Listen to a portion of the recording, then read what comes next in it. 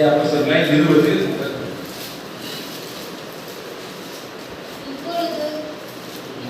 சரிங்களா?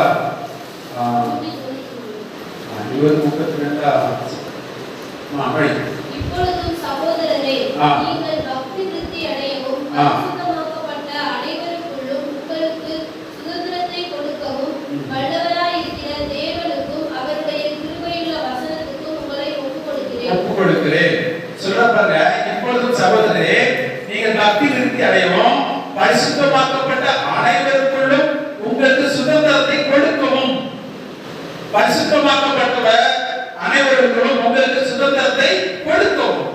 எதுக்கு இதை பேசுறாரு அப்படின்னா, சொல்றாரு, நாம் போனதுக்கு பிறகு மாறுபாடாய் பேசுகிறவர் உங்களுக்குள்ளே வருவார்கள். 30 பாருங்க, 29 நான் போன பின்பு மந்தையை தப்ப விடாத கொடிதான ஓநாய்கள் உங்களுக்குள்ளே வரும். உங்களில் சிலர் எழுப்பி சீசர்களை தங்களிடத்தை இழுத்துக் கொண்டு மாறுபாடானவர்களை போதிப்பார்கள் என்று அறிந்திருக்கிறேன். நான் அறிந்திருக்கிறேன். அதனால என்ன செய்யும்?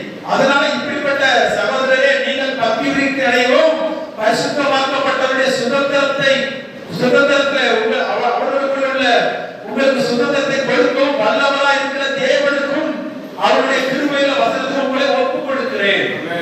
அந்த கிருபையுள்ள வசனத்துக்கு ஒப்புக் கொடுக்கிறேன். பரிசுத்தமாக்கப்பட்டவருடைய சுதந்திரம், அந்த வம்சத்துக்குரியவர்களா நாம இருக்கிறோம். நீங்க வேதத்தின் நிருபங்கள்லாம் நீங்க பாத்தீங்கன்னா பரிசுத்தவான்களுக்கு எழுதுகிறதாவது.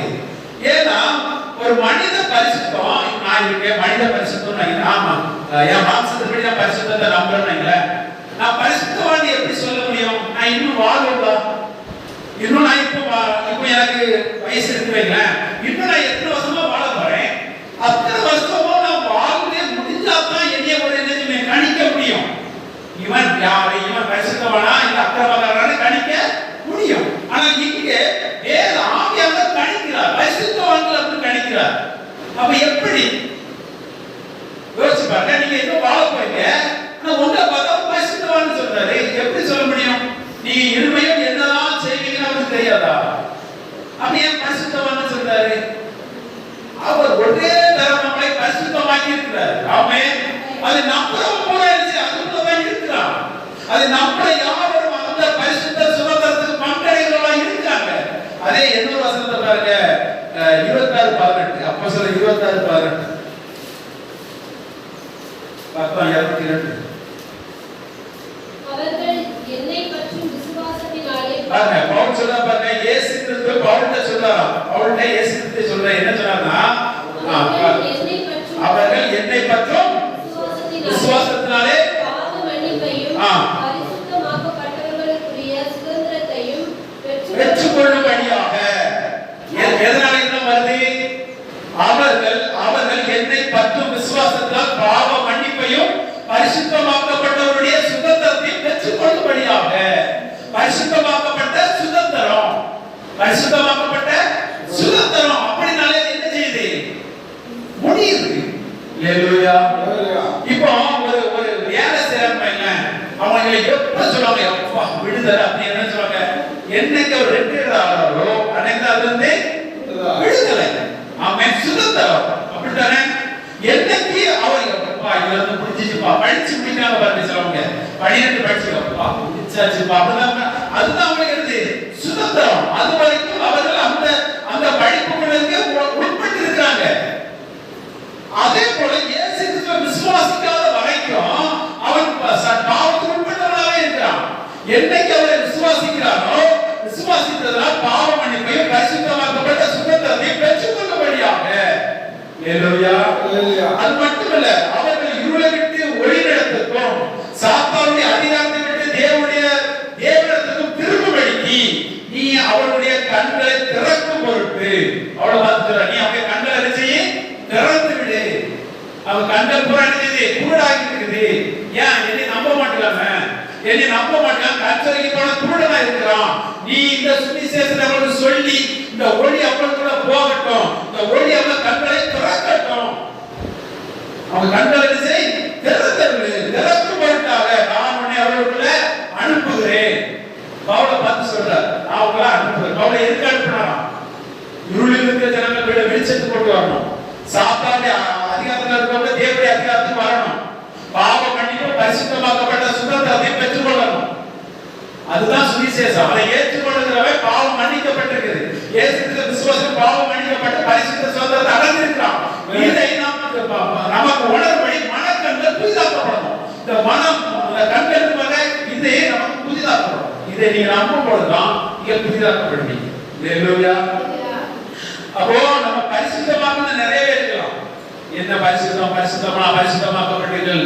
ஒரு இடத்துல பவுல் சொல்றாரு, அவர் எழுப்பாவிட்டால் உங்கள் விசுவாசம் வீணா இருக்குமே. உங்கள் விசுவாசம் வீணா இருந்தால் நீங்கள் இன்னும் பாவத்தில் இருப்பீர்களே. அப்படி சொல்ற கிறிஸ்து உயிரோடு எழுப்பலனா நீங்க விசுவாசிக்கிற விசுவாசம் வீணா இருக்கணும். நீங்க விசுவாசிக்கிற விசுவாசம் வீணா இருந்துச்சுன்னா நீங்க எப்படி இருப்பீங்க? இன்னும் பாவத்திலே இருப்பீர்களே. அப்ப அவர் உயிரோடு எழுந்ததுனால் நீங்க அவரை விசுவாசிக்கிறீங்க. அவரை விசுவாசிக்கிறதுனால உங்களுக்கு பாவ மன்னிப்பு என்னது பெறுகிறீங்க. பரிசுத்தமாக்கப்பட்ட சுதந்திரத்தை நீங்க பெற்றுக் கொள்கிறீங்க. ஆமென். எத்தனை பேர் புரிஞ்சுச்சு? அப்போ நீங்கள் நல்லா புரிந்து கொள்ளுங்க. உங்க பரிசுத்தத்தை நீங்க தேவனிடத்துல போகவும் முடியாது. ஏன்னா உங்க பரிசுத்தமோ யார் பரிசுத்தமோ அப்படிப்பட்ட பரிசுத்தம் இல்லை. அவர் அப்படிப்பட்ட பரிசுத்த பாவத்தை பாராத சுத்த கண்ணர். இன்னைக்கு நான் பரிசுத்தமா பக்கத்துல பார்த்தோம், அதுவே அவருடைய பார்வையில தவறா இருக்கும். நீ இச்சையோடு பார்த்தாலே அது விபச்சாரம் செய்தாயிற்று. அப்படிப்பட்ட ஒரு அதுல இருக்கிற அப்படிப்பட்ட ஒரு சட்டத்துக்குள்ள இருக்கிற ஒரு மனுஷன் இப்படிலாம் வாழ்க்கையான்னு சொல்லியிருக்கிறாரு. இப்படிலாம் வாழ்க்கை ஆய முடியுமா? ஒரு ஆள் ஆக முடியாது. அல்லேலூயா. அப்ப நம்ம எல்லாம் பரிசுத்தவான்னு சொல்றாரு. அவருடைய ஆவினால் நம்மளை பரிசுத்தமாக்கினார். ஆமென். அவருடைய ஆவினால் நம்மளை புதிதாக்கினார். ஆமென். அவருடைய ஆவினால் நம்மளை புது சிருஷ்டியாக்கினார். பழைய எல்லாம் மடித்து போயிடுச்சு. ஆமென். நான் 2 நாளைக்கு முன்னாடி ஒரு ஊழியக்காரங்க பேசுறேன். அவங்க பிரமாண ஊழியக்காரங்க தான் நமக்கு வாய் இருக்க மாட்டேங்குது. நான் கேட்கிறேன், ஏன்னா இது கிறிஸ்துவின் உபதேசத்துல இருக்கிறவங்க நம்ம அன்னைக்கு ஒரு வசனம் பார்த்தீங்கன்னா, கிறிஸ்துவின் வசனத்துக்கு கீழ்ப்படியாதவன் தேவனுடையவன் அல்ல, கிறிஸ்துவின் உபதேசத்துக்கு கீழ்ப்படிகிறவனே பிதாவின் குமாரனின் உடையவன். இப்படி சொல்லுதானே, கிறிஸ்துவின் உபதேசத்துக்கு கீழ்ப்படிகிறவன் தானே பிதாவின் குமாரனின் உடையவன் சொல்லுது. அப்ப நம்ம கிறிஸ்துவின் உபதேசத்தை பேசுறோம், சபையில நியாயப்பிரமாண சட்டத்திட்டங்களை பேசுறோம் அப்படின்னு சொன்னா அது சபையில இருக்குது. ஆனால் நியாயப்பிரமாண உபதேசமும் கிறிஸ்துவின் உபதேசம் வித்தியாசம் இருக்குது. அவர் சொல்றாங்க என்ன வஞ்சிக்கிறாங்கன்னு சொல்றது. நான் எல்லா மனிதன்மையில இருக்கிறத அப்படின்னு சொல்றேன்.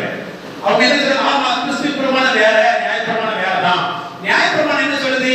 நீ விபச்சாரம் செய்தால், ஒரு பெண்ணை விபச்சாரம் செய்தால் விபச்சார பாவம் என்று சொல்லுது. ஆனா கிறிஸ்துவின் உபதேசம் என்ன சொல்லுது? நீ இச்சையோடு பார்த்தாலே விபச்சாரம் செய்தாய்ன்னு சொல்லுது. எங்க கொண்டு வர பாருங்க. இதுதாங்க இந்த மனக்கண்களை கூடாக்கி வச்சிருக்குது. கிறிஸ்துவின் உபதேசம் இதுதான். கிறிஸ்துவின் உபதேசம் எப்படி? அது நீ விபச்சாரம் செஞ்சா பாவம்னு சொன்னாரு நியாயப்பிரமாணம். இயேசு சொன்னா நீ இச்சையோடு பார்க்கிறதே விபச்சாரம் செய்தாய், பாவம் செய்தாயிற்று. இந்த வசனத்துல ஒரு பயனாவது பரிசுத்தமா இருக்க முடியுமா? நல்ல யோசிச்சு, ஒரு ஆள் பரிசுத்தமா இருக்க முடியுமா? ஒரு ரோட்ல போறதே நீ ஃபுல்லா நீ இங்க இருந்து அந்த தெருக்கு போய்வா, நிறைய பேர் வராங்க. ஒரு ஆள கூட நீ வீடு அப்படியே வீடு இருக்கு, ஒரு ஆள கூட நீ இச்சியா போன வீட்டை இச்சிட்டாலே பாவம். ஒரு பொருள் ஒரு ஆட்டு மாட்டை அப்படினாலே பாவம். மனசுல இப்படி இது எல்லாமே பாவம். அப்ப எப்படி பரிசுத்தமாக முடியும்? ஆக முடியாது. அதனாலதான் அவர் தம்முடைய ஆவியினால் நம்மளை பரிசுத்தப்படுத்தினார். ஆமென். அது எதுக்கு சொன்னார் இயேசு கிறிஸ்து? அவங்களுக்கு எதுக்கு சொன்னார் என்பது நீங்க புரியணும். அவர் சொன்னது யாருக்கு என்பது நீங்க புரியணும். அதனால இயேசு காலங்களை நீங்கள் அறிந்து கொள்ளுங்கள். காலத்தை நீங்க அறிந்து கொள்ளணும். எந்த காலத்துல யாரை யாருக்கு பேசினா என்பது அறிந்து கொள்ளணும். ஆமென். இப்போ பரிசுத்த ஆவியானவர் பெந்தேகோஸ்து வந்ததுக்கு பிறகு நடக்கிறது விசுவாசத்தினால் நடக்கிற ஆவியின் பிரமாணம். அந்த ஆவி பிரமாணத்துல பாவம் மரணம் நினைச்சதே அழிக்கப்படுகிறது. யாருக்கு? ஆவி பிரமாணத்துல உட்பட்டவர்கள். மறுபடி பிறந்த உட்பட்டவர்களுக்கு இந்த பார்த்தாலே பாவம், இந்த இச்சித்தாலே பாவம், அந்த சட்டத்துக்கு உட்பட்டவர்கள் இல்லை.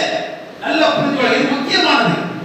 ஏன்னா இயேசு தானே சொன்னார். அப்படின்னா இயேசு யாருக்கு சொன்னார்? மனிதனுக்கு சொன்னார். நீ யாரு? மறுபடியும் தேவனுடைய பிள்ளை. நான் படிக்கிற ஒரு வசனம் வருது, தேவனுடைய சந்ததியா இருக்கிறீர்களே.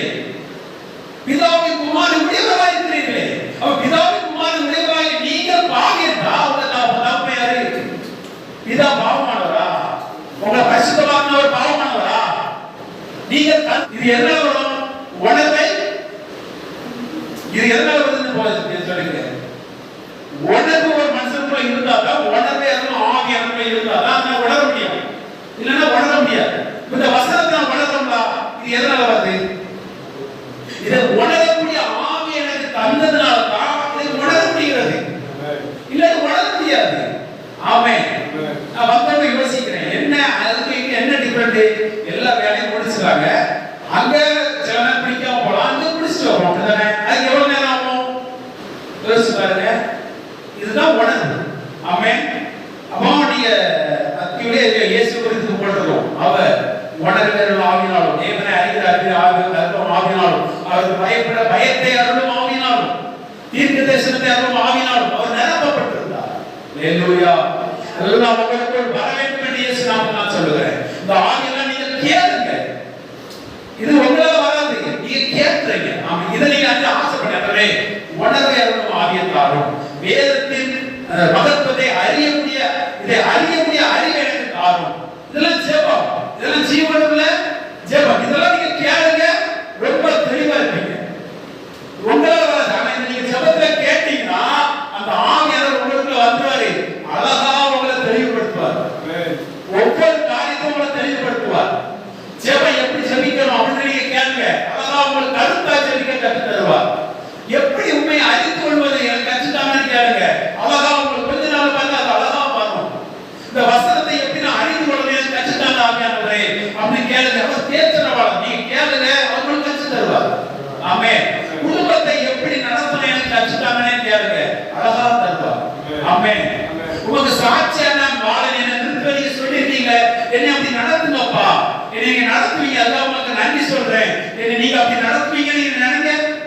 உங்க வாழ்க்கை நீங்க நினைக்கிறது வித்தியாசமா இருக்கும்.